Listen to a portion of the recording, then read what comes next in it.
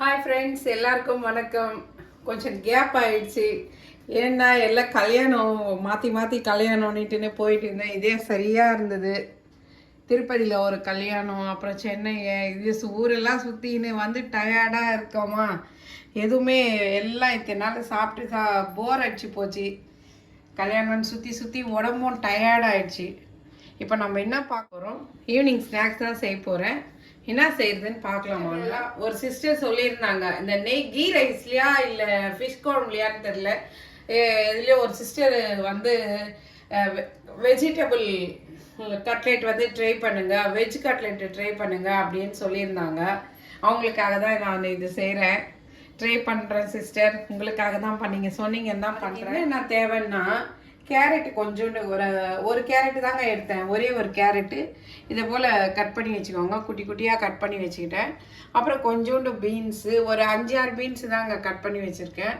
அப்புறம் ஒரு வெங்காயம், இது தக்காளி. என்கிட்ட ரெட்டு கேப்சிகம் இல்லை, அதனால் வந்து தக்காளி உள்ளே இருக்கிற விதெல்லாம் எடுத்துகிட்டு, கேப்சிகம் மாதிரியாவே இது பார்க்க நல்லாயிருக்கும், கலர்ஃபுல்லாக இருக்கும்னு நான் தக்காளி ரெட் கலருக்காக ஒரு தக்காளி கட் பண்ணி வச்சேன்.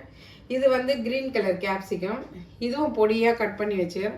ஒரு 2 பச்சை மிளகா, இதுவும் ரொம்ப பொடியாக கட் பண்ணி.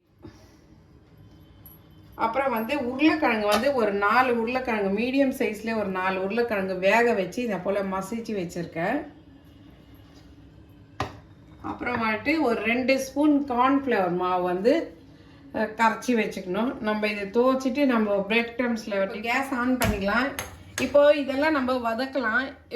இது வந்து நம்ம ஆயிலில் ஃப்ரை பண்ணுற மாதிரி இருந்தால், நம்ம வடை சுட்டு எடுக்கிற மாதிரி இருந்தாக்கா நம்ம இது வதக்கணும்னு அவசியமே இல்லை.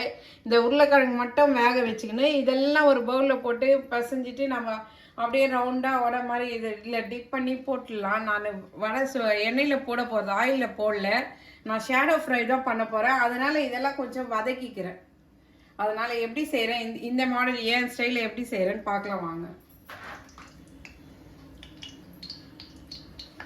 நம்ம பூண்டு பொடி பொடியாக கூட, நம்ம குட்டி குட்டியாக பொடியாக இப்போ நம்ம பச்சை மிளகாய் இருக்கிறோம் பார்த்தீங்களா, அந்த மாதிரி நெருக்கி கூட போட்டுக்கலாம். ஆனால் வாயில் கடிப்படுமா, பூண்டு அந்த மாதிரி கடிப்பட்டால் கத்துவாங்க. இஞ்சி பூண்டு அப்படி போட்டிங்கன்னா அது ஒரு டேஸ்ட்டு நல்லாயிருக்கும். நான் அப்படி போடல, பேஸ்ட்டு தான் போட்டுறேன். ரொம்ப ஈஸியான மெத்தடுங்க, நீங்கள் பார்த்தோன்னே டக்குன்னு செஞ்சிடலாம். ஒரு ஸ்பூனுக்கு இதில் ஒரு ஸ்பூன் கொஞ்சம் இஞ்சி பூண்டு பேஸ்ட்டு போட்டுக்கிறேன்.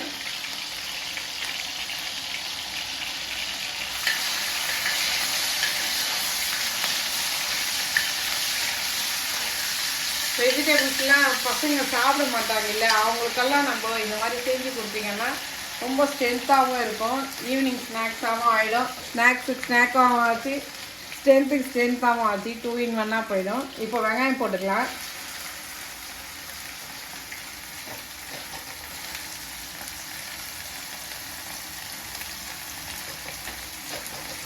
நம்ம இது ஆயிலில் போட்டு ஃப்ரை பண்ணுற மாதிரி இருந்தால் நம்ம இதெல்லாம் வதக்கணும்னு அவசியமே இல்லை. நம்ம ஷேடோ ஃப்ரை பண்ணுறதுனால இந்த மாதிரி இந்த ப்ராசஸில் பண்ணணும்.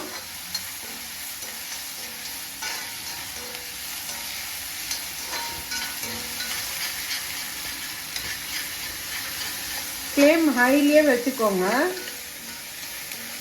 வெங்காயம் வதக்கணும். அப்புறம் நம்ம இது கேரட்டு சேர்த்துக்கலாம்.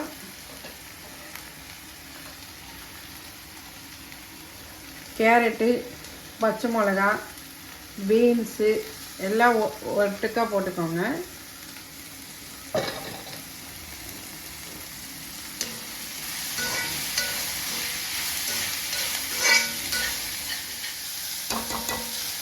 கேரட்டு மெயினாக இதில் வதங்க வேண்டியது கேரட்டும் பீன்ஸுவாங்க. இந்த கேப்சிகம் வந்து சும்மா அப்படி ஒரு பெரட்டா போதும். அப்புறம் வந்து இந்த உருளைக்கிழங்கும் வேக வச்சு தான், அது சும்மா அப்படி கலர்னா போதும். மெயினாக இந்த கேரட்டும் பீன்ஸும் கொஞ்சம் நல்லா வதக்கிக்கணும், இல்லைன்னா பச்சையாக இருக்கும் இல்லையா, அதுக்காக. இது கெட்டிமான பொருள், வேகிறதுக்கும் கொஞ்சம் லேட் ஆகும். ஆயிலில் ஃப்ரை பண்ணினோம்னா இது எதுவுமே வதக்க வேண்டியதில்லை, ஈஸியாக முடிஞ்சிடுங்க ஆயிலில் காட்டி ஃப்ரை பண்ணணும்னா. நான் ஆயில் வேணாம், அதனால தான் நான் இப்படி பண்ணுறேன். இதில் வந்து நம்ம கொஞ்சம் சால்ட்டு சேர்த்துக்கலாம்.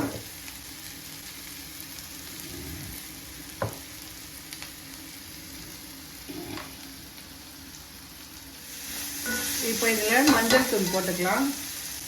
ஒரு 1/4 ஸ்பூனுக்கு மஞ்சள் தூள் கொஞ்சமாக போட்டுக்கோங்க, ரொம்ப போட வேண்டாம். காயெல்லாம் போட்டுக்கலாம்.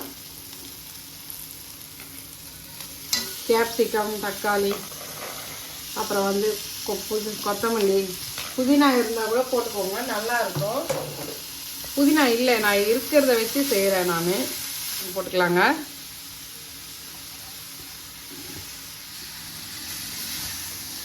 பார்க்க சொல்ல எவ்வளோ கலர்ஃபுல்லாக சூப்பராக இருக்குது பாருங்கள். இதுலேயே நீங்கள் கேபேஜ் ஒன்றா போடலாம், அப்புறம் ப்ரொக்கோலி போடலாம், அப்புறம் வந்து காலிஃப்ளவர் போடலாம். பச்சை பட்டாணி இருந்தால், ஃப்ரோசன் பட்டாணி இருந்தால் கூட போட்டுக்கலாங்க. இப்போது வெறும் மிளகாத்தூள் இந்த ஸ்பூனில், சின்ன ஸ்பூனில் 1.5 ஸ்பூன் போட்டுக்கிறேன். அதே போல் தனியாத்தூள் 1 ஸ்பூனு, கொஞ்சோண்டு சீரகம் தூள் ஒரு 1/4 டீஸ்பூனுக்கு, ஒரு 1/4 டீஸ்பூன் கரம் மசாலா.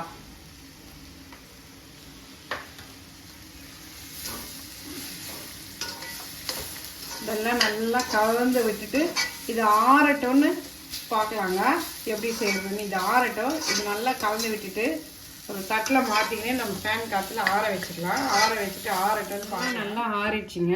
இது போல் நல்லா ஒன்று சேர்ந்து நல்லா கலந்து வச்சிடலாம். கலந்துட்டு இப்போ நம்மளுக்கு எந்த ஷேப் வேணுமோ அந்த ஷேப்பில், ரவுண்டு வேணுன்னா ரவுண்டு போட்டுக்கலாம், அப்படி இல்லைன்னா ஓவல் ஷேப்பு, எப்படியா இருந்தாலும் இப்படி உருண்டை பிடிச்சி வச்சுக்கணும்.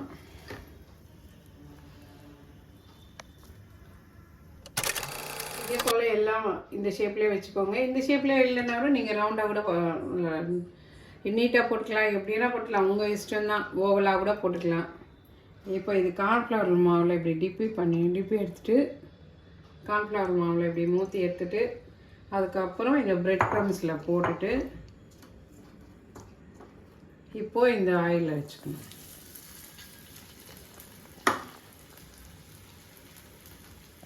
இப்படி சும்மா நனைச்சாலே போதுங்க. நனைச்சிட்டு அப்புறமா இந்த பிரெட் க்ரம்ஸில்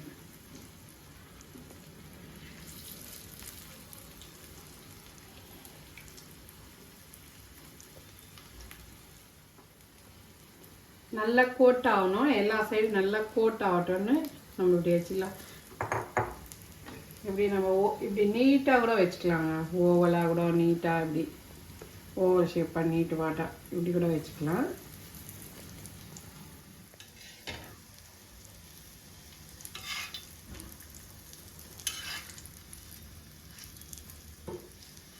நல்லா திருப்பி நல்லா ரோஸ்ட் பண்ணிவிட்டு எடுத்துக்கணுங்க. அவ்வளோதாங்க. இதே போல் எல்லாத்தையும் ஃப்ரை பண்ணிக்கோங்க. நீங்கள் எந்த ஷேப்பில் வேணால் போட்டுக்கலாம். நான் ஒன்று ஓவல் மாதிரி போட்டேன், நீட் வாட்டாக போட்டேன். இன்னொன்று வந்து ரவுண்டாக போட்டு வச்சுருக்கேன். நல்லா ஃப்ரை ஆகிருக்கு. பார்க்க சொல்லியே தெரியும் உங்களுக்கு எவ்வளோ சூப்பராக இருக்குது. கட்லெட்டு மேலே மொறுன்னு இருக்குங்க. இதே போல் எல்லாத்தையும் ஃப்ரை பண்ணிக்கோங்க. மேலே லேயர் வந்து கிறிஸ்பாக இருக்குது, உள்ளே வந்து ஜூஸியாக நல்லா இருக்குங்க. இந்த கெச்சப், இந்த டொமேட்டோ சாஸுக்காண்டி தொட்டு சாப்பிட்டிங்கன்னா சூப்பராக இருக்கும். அவ்வளோதாங்க, இந்த வீடியோ இதோட முடியுது. இதே போல் நான் இதெல்லாம் பொரிச்சு எடுத்துக்கிறேன். நீங்களும் வாங்க சாப்பிட்லாம். எப்படி இருக்குதுங்க இந்த ஸ்நாக்கு? நீங்களும் ட்ரை பண்ணி பாருங்கள். இந்த வீடியோ உங்களுக்கு பிடிச்சிருந்ததுன்னா லைக் பண்ணுங்கள், ஷேர் பண்ணுங்கள், கமெண்ட் பண்ணுங்கள், மறக்காமல் சப்ஸ்கிரைப் பண்ணுங்கள். பக்கத்தில் இருக்கிற பெல் ஐக்கானை கிளிக் பண்ணுங்கள். உங்கள் ஃப்ரெண்ட்ஸுக்கு ரிலேட்டிவ்ஸ்க்கெல்லாம் ஷேர் பண்ணுங்கள். தேங்க்யூ.